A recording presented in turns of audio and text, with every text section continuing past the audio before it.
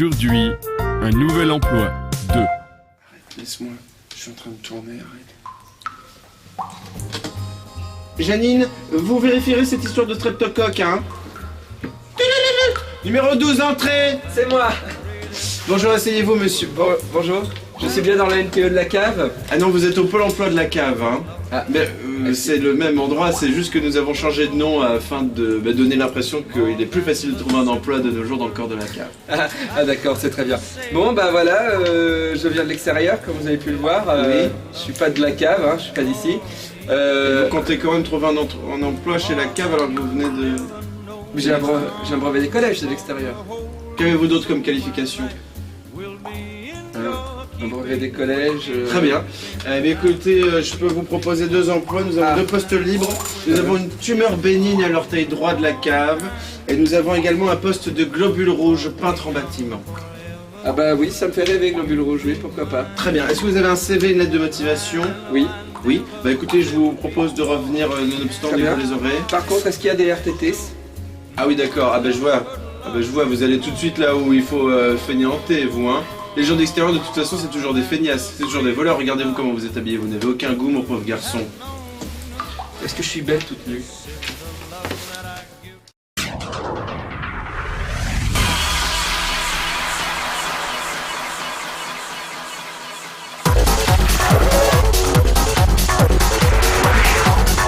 Stop, arrêtez le générique. Ça fait trop longtemps salut les geeks et les geekettes. Ça fait trop longtemps qu'on se moque de vous, qu'on vous abuse. Je suis ici aujourd'hui pour tout démythifier, démystifier et pas des Miss Roussos. Non, ça ne me fait pas rire, ça ne me fait plus rire. Tout de suite, après le sommaire, je démystifie. Alors le sommaire, il y aura la critique flash de Yu-Gi-Oh! Tag Force. Il y aura le... déjà, ça y est, je démystifie. On a un papier, on connaît pas tout par cœur. Voici les dernières images du jeu Capcom Dark Void, dont la boîte de production de Brad Pitt, Plan B, a acquis les droits pour une éventuelle adaptation cinématographique. Comme vous pouvez le constater, il s'agit ici d'une cinématique du jeu d'action prévue le 22 janvier 2010 sur Xbox 360 et PlayStation 3. Celle-ci permet de se faire une idée plus précise du scénario du jeu, un scénario qui a visiblement attisé la convoitise d'Hollywood.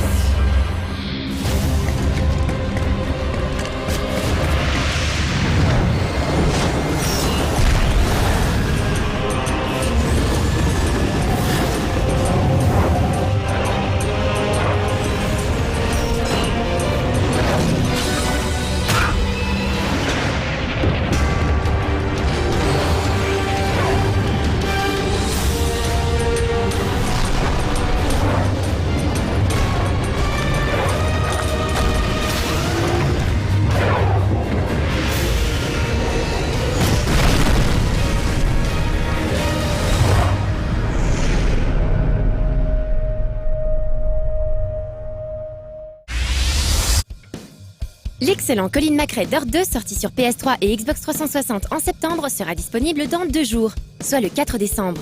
Vu la qualité du jeu, ça valait quand même le coup de prévenir les possesseurs d'un PC bien boosté, d'autant que le jeu déjà magnifique sur console devrait pouvoir exploser quelques rétines.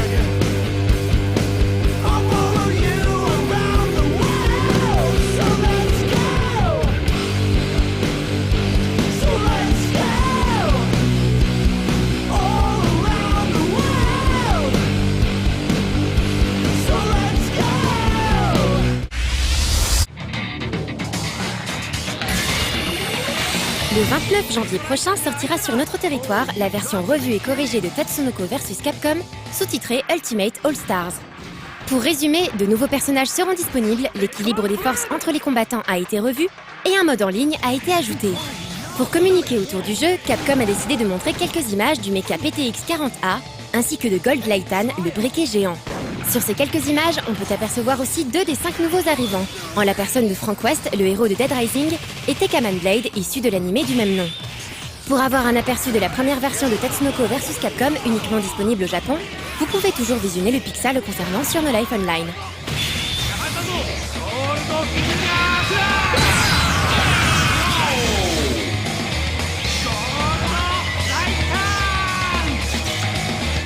J'en veux pour preuve cette image. Là, ici. Vous voyez cet homme? Cet homme est en train de consommer un produit cosmétique. S'il avait vraiment consommé ce produit cosmétique, aujourd'hui, il serait mort. Excusez-moi. Ah, Davy est mort. C'est pas grave, j'ai d'autres fakes que je dénoncerai tout de suite après la critique flash de Yu-Gi-Oh! Tag Force 4. Lorsque l'on évoque un jeu de cartes très populaire, comptant des millions d'utilisateurs et dans lequel on envoie des monstres se mettre dessus, on pense instinctivement à Pokémon. Et pour le coup, on aurait tort. Il existe une autre série, elle aussi mondialement connue, et qui ne demande pas de compétences particulières en dressage. Il s'agit bien évidemment de Yu-Gi-Oh! L'œuvre de Kazuki Takahashi qui se voit encore une fois portée sur les petits écrans de nos portables. Yu-Gi-Oh! 5D Tag Force 4 sur PSP est basé sur le dernier animé du même nom et nous plonge au cœur des affrontements qui sévissent dans New Domino City. Les épisodes de la série font suite au Yu-Gi-Oh! GX, eux aussi portés sur console, et se déroulent dans un futur plutôt lointain. Ce Tag Force remet en scène les Darksigners, un groupe de duellistes déchus assoiffés de vengeance et possédant des pouvoirs hors du commun. Outre les modes free duel et online auxquels nous commençons à être habitués, ce Yu-Gi-Oh! Propose un mode story. Ce dernier emprunte quelques éléments au genre RPG, mais le tout reste light dans la mesure où des aspects comme l'histoire, les levels, l'exploration ou même l'évolution de votre personnage ne sont clairement pas mis en avant. On passe donc son temps découpé en journées dans le jeu à se balader dans New Domino City, à faire des rencontres moyennement intéressantes, à déclencher des events et bien évidemment à affronter aux cartes tout ce qui respire et qui est à peu près symétrique. Les options en termes d'interaction avec les autres personnages sont en effet assez réduites. Il s'agira la plupart du temps de participer à des quiz ou à des mini-jeux qui vous donneront des billes sur l'histoire, le background des personnages et les cartes, et augmentera éventuellement votre affinité avec certains duellistes. Vous récolterez alors des cartes précieuses et pourrez même demander à ce que l'un d'eux fasse équipe avec vous dans le cadre d'un tag duel. Les règles d'affrontement à proprement parler n'ont pas changé, mais sont bien trop complexes pour que l'on s'étale dessus pendant 2000 ans. En gros, il s'agit toujours de réduire les points de vie de votre adversaire à 0 en utilisant principalement vos monstres, mais aussi vos cartes magie et pièges. Pour ce faire, vous devez vous constituer un deck efficace en prenant en compte les attributs de vos créatures et les combos éventuels. Un certain temps est évidemment nécessaire aux nouveaux joueurs pour assimiler les règles basiques, mais ce dernier se rendra vite compte des possibilités hallucinantes des combinaisons qui lui sont offertes, d'autant plus que Tag Force 4 se pointe avec son lot de cartes inédites. Au rang des nouveautés, on notera entre autres les quelques animations sympathiques de certains monstres, ainsi que les attaques spéciales propres à chaque duelliste qui, il faut bien l'avouer, dynamisent un peu l'ensemble. En revanche, on regrettera l'abandon des voix pour les versions occidentales, un choix que l'on a encore du mal à comprendre. Comme tous les autres Yu-Gi-Oh!, ce titre s'adresse à ceux qui cherchent une alternative au dressage de monstres et qui cultivent un amour certain pour le travail de Kazuki Takahashi. Si l'on apprécie les nouvelles features incluses, on ne peut pas s'empêcher de penser qu'un travail plus poussé aurait pu être réalisé au niveau du scénario et des activités hors combat. Tag Force 4 parvient tout de même à séduire le duelliste, et ce, non pas grâce au centre d'intérêt annexe que le jeu propose, mais bel et bien à travers un jeu de cartes qui, à la base, est magnifiquement pensé.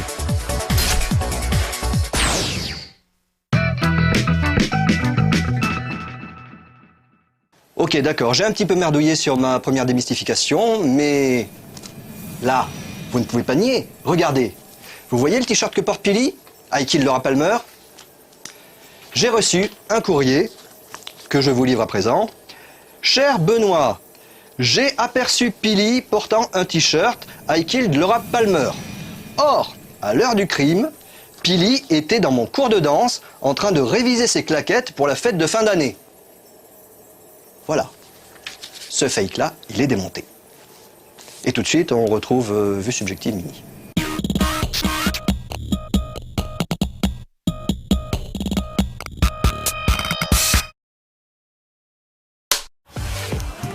Cette semaine, nous consacrons Vue Subjective Mini aux dernières sorties DVD avec une sélection de films pour le moins péchus, faisant la part belle aux chorégraphies, au combat et à un humour second degré.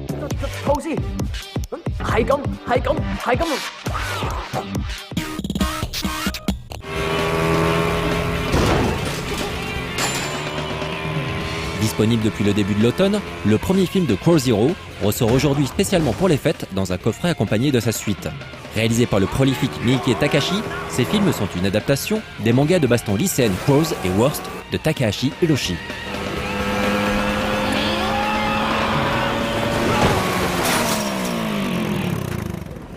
L'histoire de ce premier épisode se déroule d'ailleurs un an avant celle du manga. Le lycée Suzuran est le pire lycée de la ville et depuis des années, les bandes rivales s'en disputent la suprématie. Genji, fils d'un chef de clan Yakuza, décide d'intégrer l'établissement de son plein gré suite à un marché passé avec son père. S'il parvient à prendre la tête de Suzuran, il héritera du clan. Pour cela, il devra rallier les chefs de classe un par un pour monter une armée capable de renverser le plus fort d'entre tous, Serizawa, surnommé le monstre. Mais Genji n'avait pas prévu que le bras droit de son adversaire serait son ancien meilleur ami. Crow Zero, s'il est présenté en France comme un film d'action, peut également se regarder au second degré comme une grosse comédie ou une love story entre beaux gosses humides, la fine fleur des éphèbes en vogue au Japon, comme Ogurishun. Il ne faut pas chercher ici un film expérimental de Miike, mais bien un divertissement grand public et surtout une adaptation de manga. Il limite ainsi les cadrages improbables, même si le film possède un esprit cartoon qui surprendra plus d'un spectateur, et surtout ceux qui ne sont pas habitués au travail du réalisateur. On regrettera simplement que Miike ne se montre pas aussi inventif que d'habitude, mais on rira bien de sa vision des films de teenagers et de l'amitié virile. Oui, de l'amitié. Pour finir, on ne peut que conseiller de regarder le film en version japonaise pour profiter de la manière de parler si particulière des mecs qui se la pètent au Japon. なんか俺たちとんでもない高校に来ちまった。頭取るとか騒いでたんじゃねえのかよ、スルメ。ワイルドサイドの友達に伝えておきたいことがある。今は遠く見える明かりでも信じてみるだけの価値がある。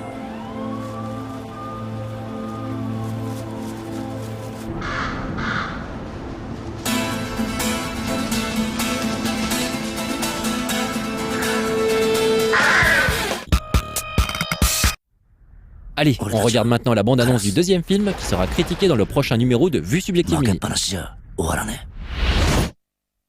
そうだろ。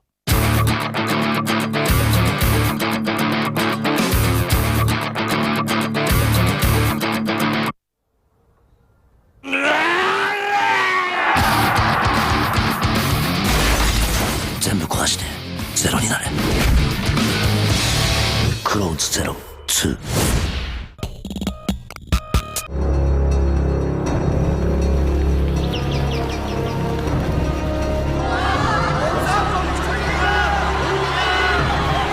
Réalisé et écrit par Jeff Rello, A Chinese Tall Story commence en introduisant Cat Bioman et des figurants incrustés dans des décors de synthèse qui commencent immédiatement à danser dans un numéro inspiré de Bollywood. Le ton est donné. Et à partir de là, le spectateur ne cessera de se pincer pour s'assurer qu'il n'est pas en train d'halluciner en suivant les aventures du moine Taka et d'une jeune femme mi-humaine mi-monstre appelée Meian.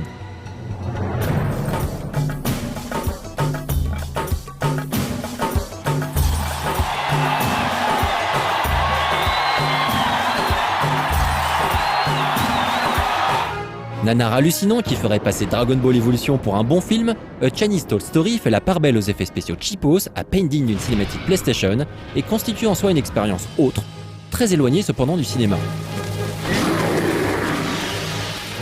On notera quelques apparitions hallucinantes comme celle de Spider-Man ou d'une super méchante qui fume clope sur clope, sans oublier des extraterrestres très méchants.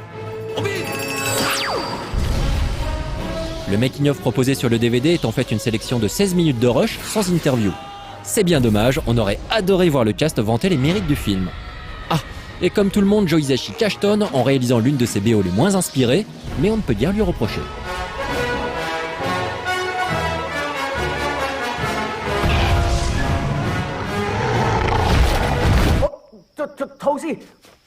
Hai cấm. Thôi.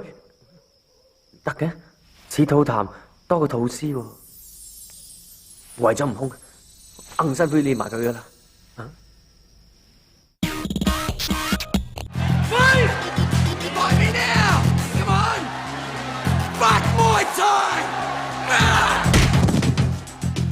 Ong Bak, vous connaissez?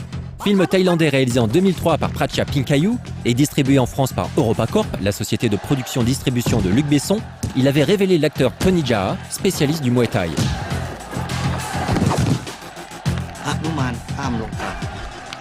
Véritable démo des capacités physiques hallucinantes de l'acteur, ce film d'action plutôt fun, aux scènes de fight spectaculaires, ressort aujourd'hui dans un coffret intégral accompagné de sa fausse suite Ong Bak 2.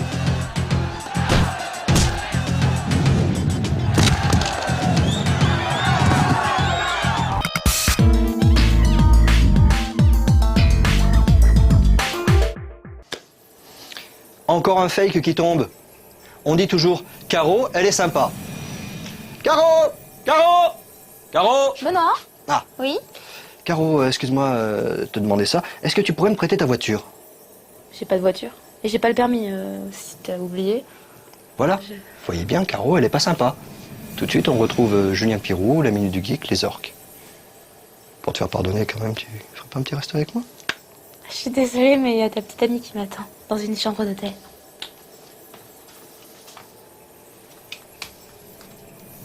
J'espère qu'il y aura des vidéos. Le futur. Après le bug de l'an 2000, la civilisation a été éradiquée. Toutes les connaissances ont été perdues. Objection! Les orques font partie du bestiaire classique de l'heroic fantasy, au même titre que les elfes ou les nains. C'est John Ronald Reuel Tolkien, l'auteur du Seigneur des Anneaux, qui polarisa ces créatures comme des antagonistes de choix de toute œuvre médiévale fantastique. Tolkien changea souvent d'avis quant aux origines de ces orques. Dans Bilbo le Hobbit, il les apparente aux gobelins, tandis que dans le Silmarillion, il implique que les orques étaient autrefois des elfes torturés et déformés par Melkor, le dieu du mal. Le mot orque lui était venu du vieux poème Beowulf, dont il était un grand admirateur. Beowulf fait en effet référence à des orques, probablement pour désigner les envahisseurs normands. Le mot serait dérivé du latin Orcus, qui était le nom d'un dieu de la mort. En italien, Orcus a donné le mot orco, utilisé pour désigner un monstre terrifiant. Dans Orlando Furioso, le poème épique écrit en 1516 par Ludovico Ariosto, inspiré de la chanson de Roland, le poète décrit un orco comme étant pourvu de défense et ayant un aspect porcin, des caractéristiques qui seront souvent associées à ces créatures. Charles Perrault se basera sur le mot italien orco pour créer son ogre. S'inspirant de Tolkien, Donjons et Dragons fera de l'orque un monstre maléfique dans son bestiaire. Il s'agit ici d'humanoïdes à l'aspect porcin et à la peau allant du gris au vert. Cet aspect sera repris et exagéré dans le jeu de figurines Warhammer, qui lui-même inspirera les orques de Warcraft et ainsi de suite. On remarque que les auteurs de fantasy se sont pris d'affection pour les orques et ont désormais tendance à les dépeindre comme des créatures à la culture noble, trompées et utilisées par les autres races. C'est cette vision de l'orque qu'on retrouve dans Warcraft, Might and Magic ou les romans Orcs de Stan Nichols.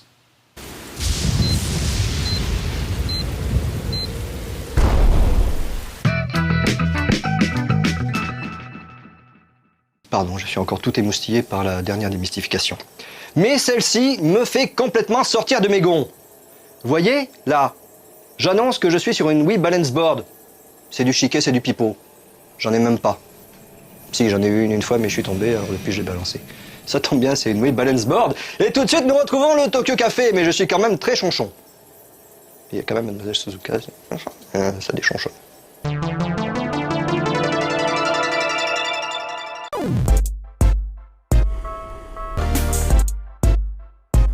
いらっしゃいませ。東京カフェへようこそ。Alors, qu'est-ce que ce sera aujourd'hui? サイケルモンセスか。私今日は新宿に来てるんですけれども、新宿ロフトプラスワンで、なんと今壇上に、見にくいな。そう、これ見ると。さあ、彼はあれですよ。佐野デジ、このね、東京カフェの曲を作ってくれた人がですね、ゲームを作ったので、そのトークイベントに来ています。さあ、彼は一体何を喋るのかな。ロフト、僕はロフトと言ったら ES10 プラスワン。どうですかこれは。ゲーム音楽家としてはそこそこ有名だと思ったんですけど、あまりのこのなんかテンポの悪い、スタートにちょっとあれですか。ステージの上ではなんと上手い人のテクニックを見るのもすごい勉強になりますね。こういうショーならではですね。今日あ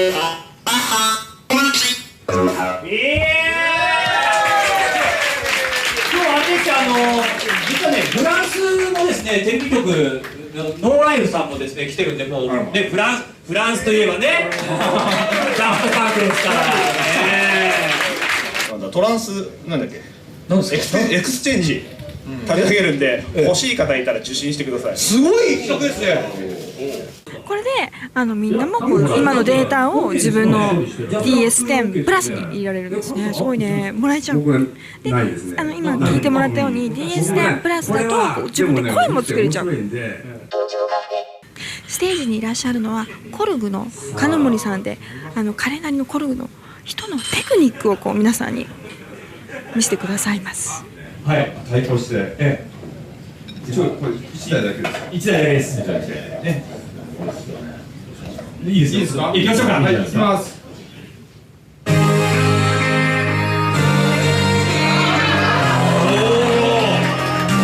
もちろん。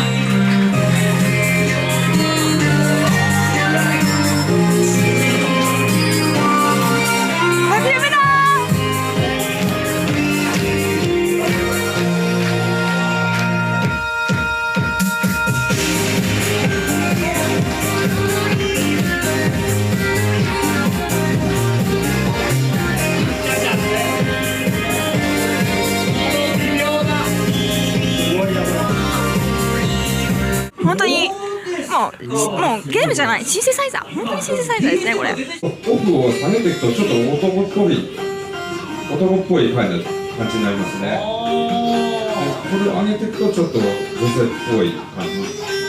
これは素人にはお勧めできない。難しいです。さんたちは DS をこうやってるんですけど、大変充電もうシャカシャがなくなったって言ってもとても安心。じゃじゃん、充電コーナーがあるので、もうつけっぱなしでね、もう何もしなくてもつけっぱなしでトークを聞いてて大丈夫です。すいません。DS10 をどうぞよろしくお願いいたします。でも DS10 はいいや、置いとこう。もうなんかもう見慣れた。DS10 プラス何あれ？プラスすごいんですよ。でもね、これご覧になってる方のところではちょっとまだね買えるかどうかが未定なんですよ。ね、なんでですか？フランスでも。だからそう、フランスで超盛り上がってくれればね、ちゃんと売ることができますんで、ぜひ。ということでみんなアシュテコンプブレじゃなくてフブレコンプブレ。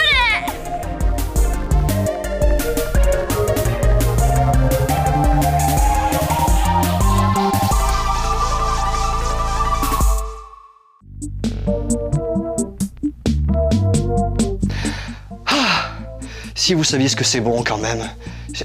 Non seulement pour vous, mais aussi pour la chaîne, parce que No Life est une chaîne vraie, une chaîne sans langue de bois, aucune. Et ça me fait tellement de bien aussi de vous avoir dit toutes ces vérités, d'avoir crevé cet abcès, et en plus ça a fait un super 100%. Rémi, c'est pas vrai, on a fait un super 100%. Ah oui, moi je le trouve génial. Hein. Et voilà, c'est sur cette dernière démystification que je vous quitte, les geeks et les geekettes, qu'en fait non, ce n'était pas un super 100%, on a fait ce qu'on a pu, mais bon, c'était un peu du caca quand même. Mais ça ne m'empêche pas de vous faire des gros bisous, des gros bisous, et de vous dire à bientôt les geeks et les geekettes, passez une bonne nuit, une bonne soirée, sauf si c'est une rediff, j'en fais trop. Des gros bisous, à bientôt!